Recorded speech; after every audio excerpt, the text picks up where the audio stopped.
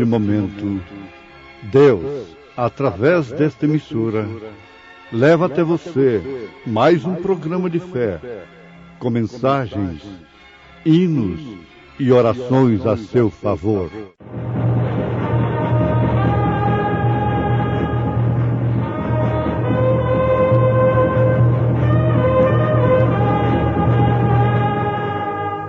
Fé para vencer. Somente crer, somente crer, tudo é possível, somente crer, somente crer, somente crer, tudo é possível, somente crer. Elevo os meus olhos para os montes. De onde me virá o socorro? O meu socorro vem do Senhor, que fez o céu e a terra.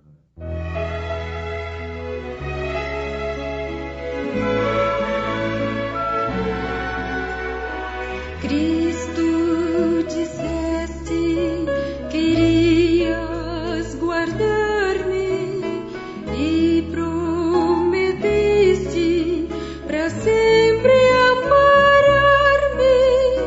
Se vi tão perto de te abandonar,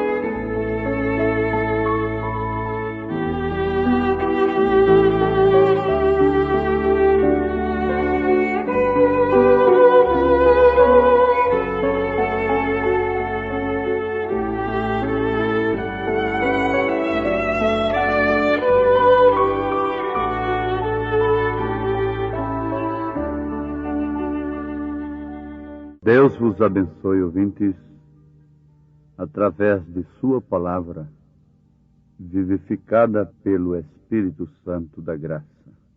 Amém.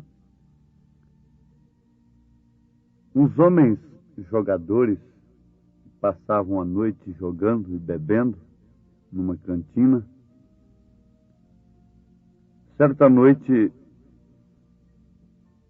começaram a comentar enquanto jogavam. Comentar um com o outro. Não há coisa mais como cristãos. Todos são os verdadeiros hipócritas. Fumam, bebem, vão a todos os lugares, acrescentando. Suas mulheres cortam os cabelos, pintam suas caras, suas unhas, andam de trajes masculinos, de trajes sumários, de roupas imundas. Afinal de contas, não existe mais cristão. Bom, um outro jogador concordou. É verdade. Todos são os verdadeiros hipócritas, os igrejeiros hipócritas. Mas não há mais verdadeiros cristãos. Isto eles estavam comentando lá no berço do Evangelho, na América do Norte. Cada um concordou, mas um deles, jogando ali, parou, ficou assim um tanto cabisbaixo enquanto ouviu o comentário e exclamou com voz veemente: espere um pouco. Eu conheço uma pessoa que é cristã, verdadeira. E eles, admirados da interferência do colega, disseram: mas qual é essa pessoa que você conhece? Que é de fato uma cristã? Ele disse: é a minha esposa. É a minha esposa. Dali partiu um desafio. Um desafio. Vamos em casa agora. Ah, mas é fora de hora? Não é hora de fazer visita em casa, né? Vamos provar que ainda há cristão. E foram para a sua casa. Chegando lá, foram recebidos de uma maneira surpreendente. Com toda a educação, aquela mulherzinha, humilde, recebeu aqueles homens com seu esposo. Lhes ofereceu assento e logo lhe pediu presunto com ovos. E ela foi preparar presunto com ovos para os beberrões jogadores. E então logo ela voltou com a comida preferida pronta. O marido tomou a vasilha, a bandeja naturalmente, com aquele presunto com ovos, e atirou no piso, gritando brutamente: você sabe que eu não gosto de presunto com ovos desta maneira?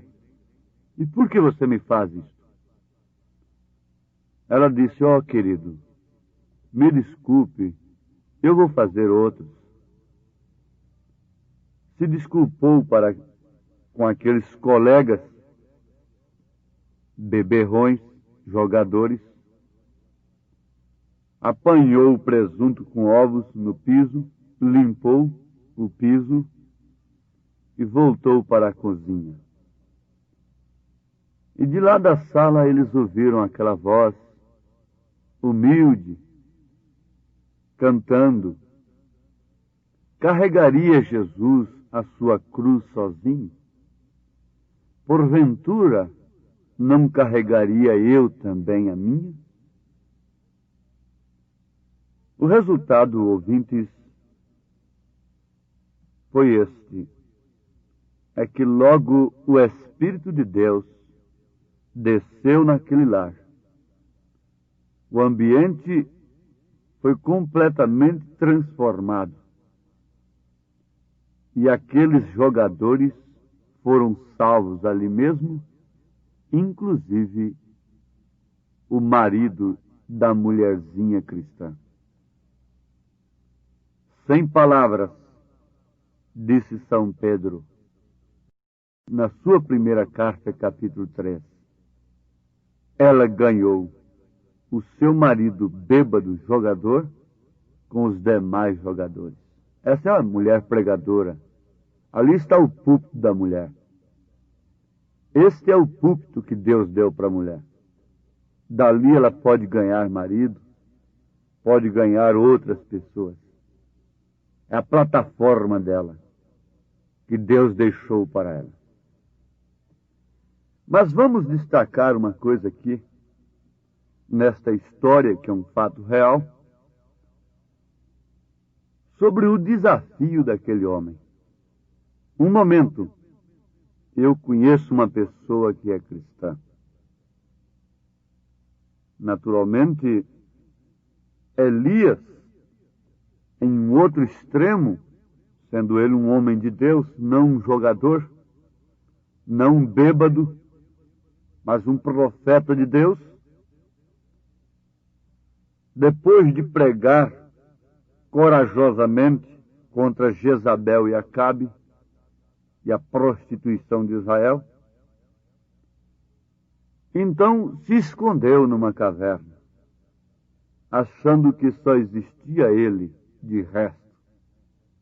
Quando Deus veio a ele, ele disse: Senhor, mataram os teus profetas, destruíram os teus altares, só resta eu. Me tira agora, me leva deste mundo.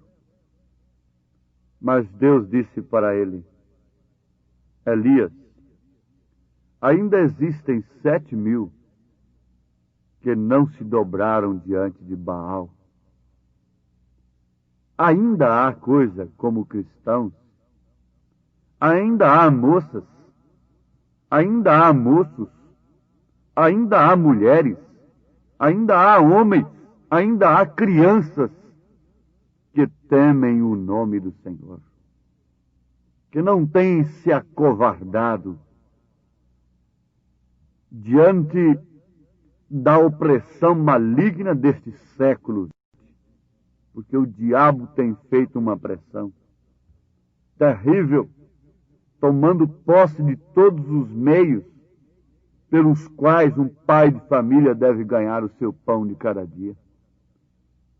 E muitos deles têm que perder os seus empregos porque não mentem. Muitas delas não podem trabalhar porque não são de boa apresentação para o mundo. Isto quer dizer, não se vestem imoralmente, não se rebocam e não servem de iscas para os homens. Então não servem para determinados empregos. Este é um fato real que um homem de bom senso tem que concordar, estar não ao meu lado, mas ao lado desta verdade. Ainda há um pouco que sustenta a fé apostólica.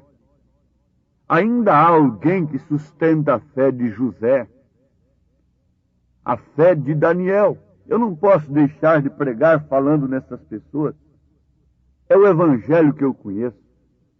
Eu não posso citar evangelho de homens que se acovardaram.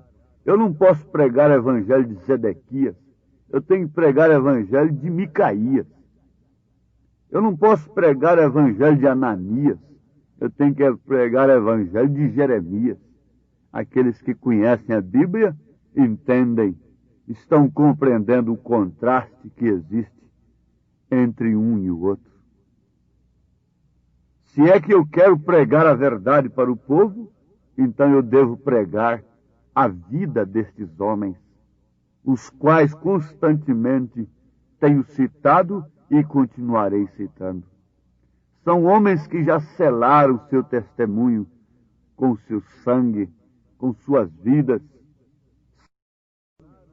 Selaram testemunho sendo cerrados vivos, sendo presos, encarcerados, mutilados, deserdados, deportados por causa da hombridade de Deus sobre eles, por causa do Espírito Santo neles. Esse é o evangelho que nós precisamos. Nós não precisamos de um evangelho de saia curta. Nós não precisamos de um evangelho de pano quente. Nós não precisamos de um evangelho podre, de um sal insípido. Nós precisamos de um evangelho que é um sal verdadeiro, que quando cai na ferida, arde. Nós precisamos do evangelho que é luz. Eu, pelo menos, preciso de um evangelho que é luz. Preciso de uma palavra que me açoita, porque o maior inimigo que eu conheço sou eu, o ego. O eu, não é você que não gosta de mim. É o ego, sou eu, o eu, Joaquim Gonçalves. É o maior inimigo que eu conheço. O maior amigo que eu conheço é Cristo. É a palavra, porque esta me corrige, esta me exorta. Portanto, quando me coloco diante do povo, eu estou sendo corrigido com o povo. Esta palavra tem que ter efeito em minha vida. Então, ouvintes, daí o fato de nós constatarmos pela luz do Espírito Santo que o espírito do erro, o espírito de mentira religiosa, o espírito do engano religioso tem caído sobre a terra. E não há mais solução para a terra. Não. Vocês fiquem sabendo que cada carnaval que vem sobre um país é uma desgraça que vem sobre aquela nação. Ela pagará caro pelo resultado de cada carnaval. Cada carnaval é um reavivamento de Satanás. É um reavivamento da carne.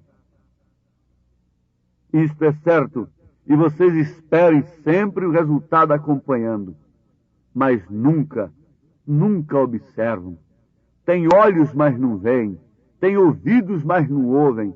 Não percebem o juízo. Se não percebem a voz de Deus, não percebem também o juízo. Estava lendo em Deuteronômio, aqui no capítulo 29, versículo 19 e versículo 20.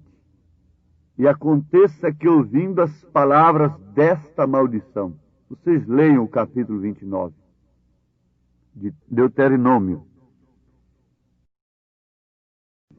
versículos 19 e 20, vou destacar nesse instante. E aconteça que, ouvindo as palavras desta maldição, se abençoe no coração, dizendo: terei paz, ainda que ande conforme ao bom parecer do meu coração, para acrescentar a sede à bebedice. O Senhor não lhe quererá perdoar, mas então fumegará a ira do Senhor e o seu zelo sobre o tal homem, e toda a maldição escrita neste livro jazerá sobre ele, e o Senhor apagará o seu nome de debaixo do céu. No Velho Testamento está escrito: o Senhor apagará o seu nome de debaixo do céu. Isto quer dizer que aquele homem morreria. Fisicamente falando, o que no Novo Testamento significa morte espiritual. Apaga o seu nome do livro da vida.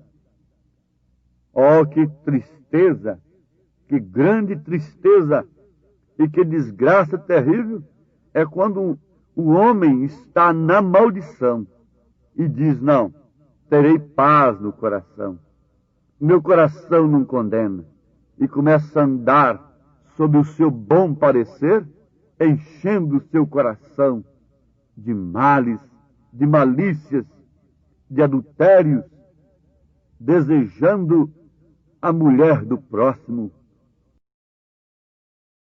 e a mulher desejando o marido da outra. Isto é uma coisa desonrosa. Isso não é amor genuíno. Vocês fiquem sabendo, todos que me ouvem, leiam Romanos capítulo 7. Qualquer mulher que se divorcia de um homem e se casa com outra, a Bíblia diz que ela é adúltera. Não há outra marca para ela, senão adúltera. Você que está me ouvindo isto e pensa em divorciar-se pelo motivo que for, você terá que ficar sozinho o resto de sua vida. Leia os Romanos capítulo 7. Enquanto seu marido for vivo, você não pode ser de outro marido. Diz a Bíblia, não sou eu. E a Bíblia diz que você é uma adúltera se você divorcia e se casa com outro. Portanto, todas essas artistas que passam por 5, 6, 10 homens e publicam em revistas, em televisão, dando essa lição para as famílias, leiam Romanos 7 e vejam o que elas são. Veja qual o conselho que a humanidade está recebendo delas. Vejam, e as revistas publicam como vantagem: artista deixou o artista tal e se casou com o tal. Mas leiam Romanos 7 e vejam o que elas são. Não sou eu quem estou dizendo, veja a Bíblia. Isto é uma coisa desonrosa, isto é o diabo, mas a Bíblia diz que eles dizem sobre o espírito do engano, sobre a doutrina de seus falsos pregadores, de seus falsos doutores, amontoados para si, conforme suas próprias concupiscências. Porque todas elas têm evangelho, todas elas têm pastores, todas elas têm líderes, mas eles não têm espinhaço para mostrar estas coisas para elas. Que elas são adúlteras diante de Deus. Leiam Romanos 7. Eles não têm espinhaço para mostrar para os homens que Jesus diz que se um homem olha para uma mulher e a cobiça no seu coração, já adulterou com ela. E se ela está devidamente vestida para provocar aquele adultério, embora sendo a virgem, embora sendo a mãe de família, que nunca tenha tido aquela intenção, ela também cometeu adultério diante de Deus, se ela provocou aquilo. Mas onde está o espinhaço? Tem espinhaço para combater os humildes, os pobres, os pequenos grupos. Mas para combater o pecado, onde está o espinhaço? Onde está a coragem? Onde está um homem a quem Deus possa usar e mostrar estas coisas para o povo? Mas aqui está, vejam, onde nós acabamos de ler. Deuteronômio, capítulo 29. Vocês leiam todo o capítulo para entenderem melhor. Depois, destaquem o versículo 19 e 20. Eles são amaldiçoados, mas, no entanto, são enganados. Terei paz, ainda que ande conforme ao bom parecer. Me vista como entendo, como eu bem entendo. Proceda como bem eu entendo. Mas Deus diz que está sob maldição. Não adianta tentar botar remendo em vestido novo. Tem que nascer de novo. Uma meretriz se salva quando ela constata que é uma perdida. Mas um homem, uma mulher, que instala no seu coração sob um evangelho falso, que tudo vai bem, estando em pecado, oh, que decepção terrível será para esta pessoa. Ouvintes, Deus vos abençoe, em nome do Senhor Jesus Cristo, através de sua palavra. Amém.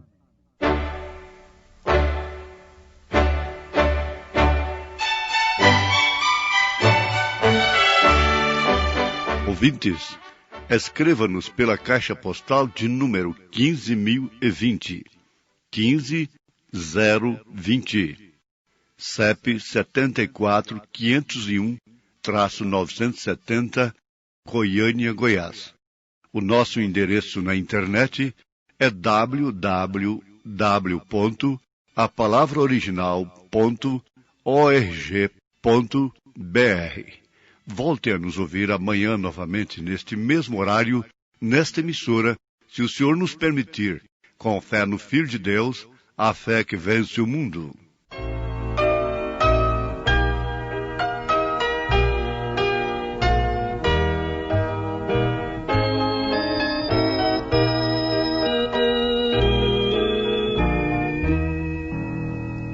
Tu és fiel, Senhor, meu Pai celeste, pleno poder a teus filhos darás. Nunca mudaste, tu nunca falhaste, tal como eras, tu sempre serás. Tu és fiel, Senhor, tu és fiel, Senhor, dia após dia, com bênção sem fim. Tua mercê me sustenta e me guarda. Tu és fiel, Senhor, fiel a mim.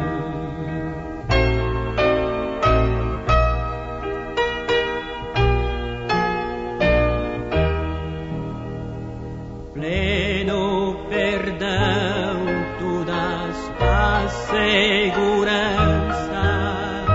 Cada momento me guias, Senhor, e no porvir, oh, que doce esperança, desfrutarei do teu rico favor. Tu és fiel, Senhor, tu és fiel, Senhor, dia após dia, com bênção sem fim. Tua mercê me sustenta e me guarda. Tu és fiel, Senhor, fiel a mim.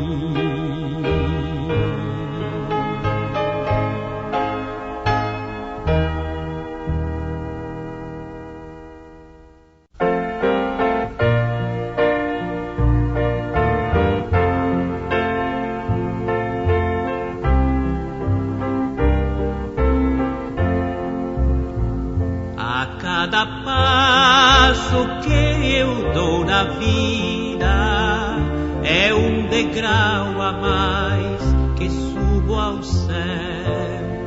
Em Cristo eu tenho a melhor guarida e da morte não temo labéu. A cada passo vou me aproximando daquele lar que Cristo prometeu, e passo a passo sigo caminhando, a cada instante mais perto de Deus.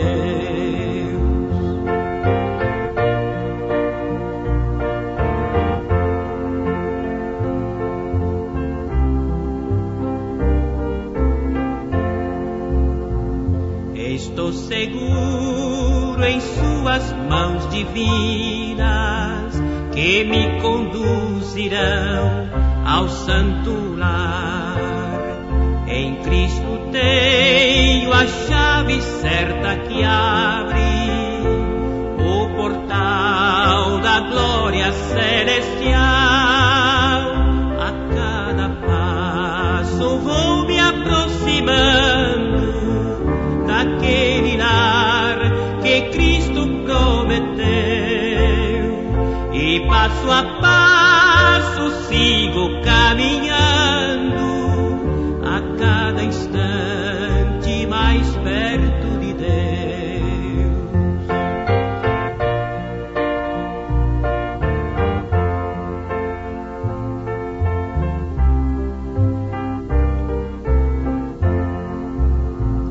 Às vezes sinto-me tão desolado, quando as tristezas vêm me assaltar, então eu olho para o Mestre amado, que me diz ser firme no avançar.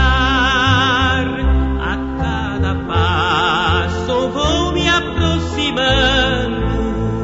daquele lar que Cristo prometeu, e passo a passo sigo caminhando